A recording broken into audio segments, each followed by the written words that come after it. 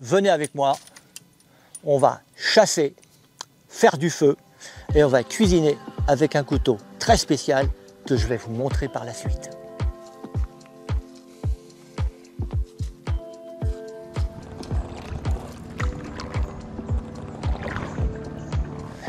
Et bien maintenant, on est à la chasse. Et la chasse, c'est une chasse, on va dire, ancestrale et difficile parce que c'est la chasse avec un arc. Je trouve ça plus noble et je pense, pour moi, c'est un respect envers la nature. Et il y a une phrase que je déteste, c'est les gens qui se retrouvent dans la nature et qui disent « je vais faire face à la nature ». Tu ne peux pas faire face à la nature, il faut composer avec elle. Si tu composes avec la nature, tu t'en sortiras toujours. J'en ai vu un là-bas. Il y a des ondes sur l'eau, il y a un ragondin. Il est parti celui-là. Mais il y en a un autre là-bas. Je le vois là.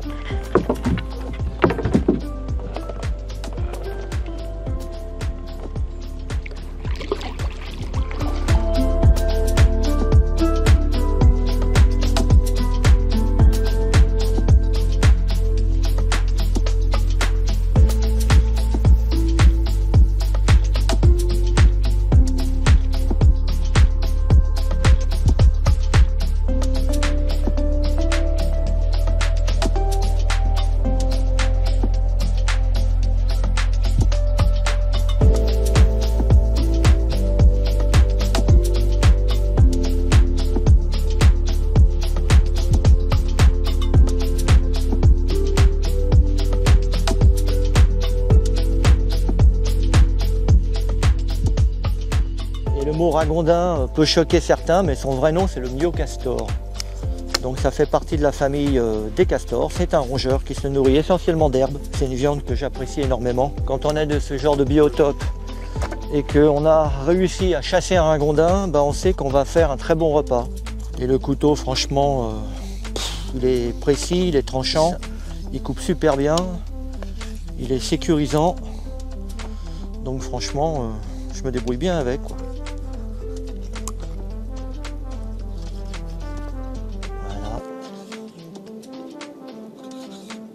Voilà, on voit que c'est très facile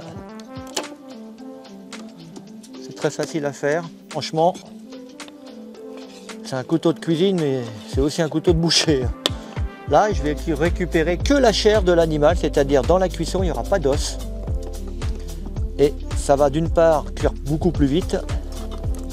Et donc on va dire que je cuisine un petit peu à la japonaise, c'est-à-dire que je vais tout découper. Aussi bien la viande que les légumes, etc. Et c'est beaucoup plus simple pour manger. Aujourd'hui, je vais vous montrer comment faire du feu avec un fire steel. C'est pas si simple qu'on le pense.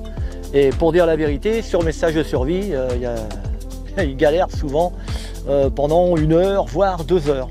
Mais là, on a de très bonnes conditions, le temps est sec, ça devrait brûler rapidement. Voilà.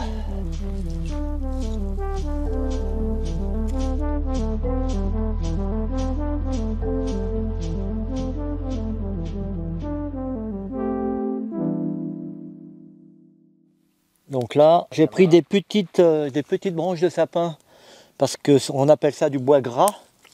Donc ça flambe beaucoup plus. Donc c'est assez rapide quand le matériel est sec, mais ça peut être très compliqué quand tout est mouillé. Quand tout est mouillé, c'est galère. Là, j'avais quand même du bois un petit peu plus gros qui était quand même mouillé, donc il a fallu que je bâtonne un petit peu pour récupérer du bois sec. Alors là, vous voyez, j'ai mis quelques secondes pour allumer le feu. Et une fois, je me suis perdu 4 jours en Amazonie pour faire la même chose.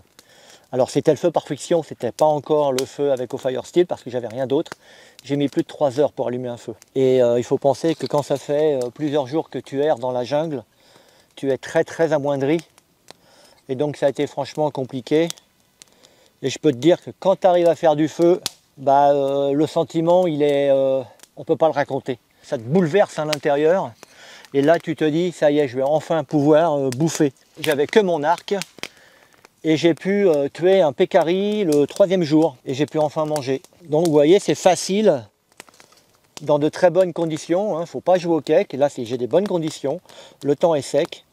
Mais c'est un petit peu plus compliqué si le temps sera humide. À vous d'être ingénieux et de trouver les matières sèches nécessaires pour pouvoir allumer un feu au fire steel. Comme j'ai pas d'huile pour faire revenir ma viande, j'ai récupéré des noix sur un noyer sauvage à quelques centaines de mètres d'ici. Et donc je vais casser mes noix. Et le but du jeu, c'est d'écraser mes noix comme ceci. Et donc du coup on voit que c'est gras, hein, mon huile de cuisson pour faire revenir ma viande. Voilà, hop.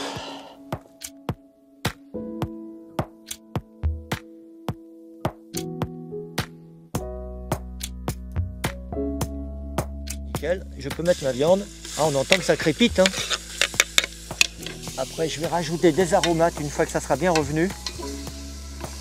Un petit peu d'eau. Je vais fermer ma cocotte minute brésilienne. Et ça va cuire en moins de 10 minutes.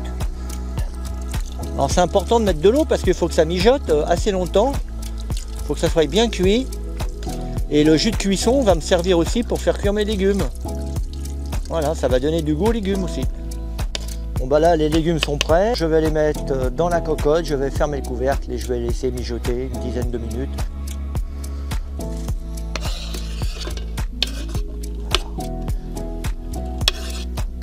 Donc la cocotte minute brésilienne, c'est vraiment top parce que ça cuit vraiment très rapidement en quelques minutes.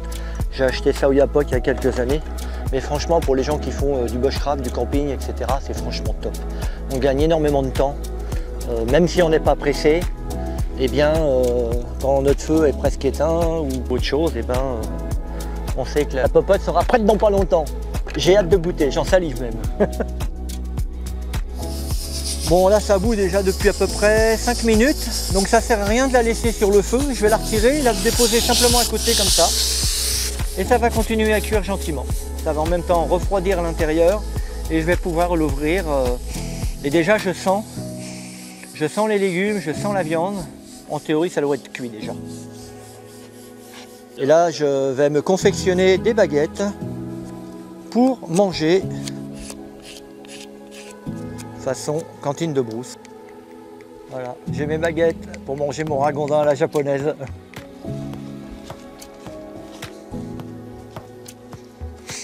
Là ça sent bon, je crois que la cuisine va être excellente et je vais me régaler. Là, attention. Ça sent super bon. Ça sent super bon. Ma sauce est parfaite. Ça, c'est ce qu'on appelle de la cuisine de brousse. Donc, avec peu de moyens, on va se régaler. Soyons généreux dans l'effort. C'est une tuerie. Franchement, vous ne pouvez pas goûter, mais je me régale à un point.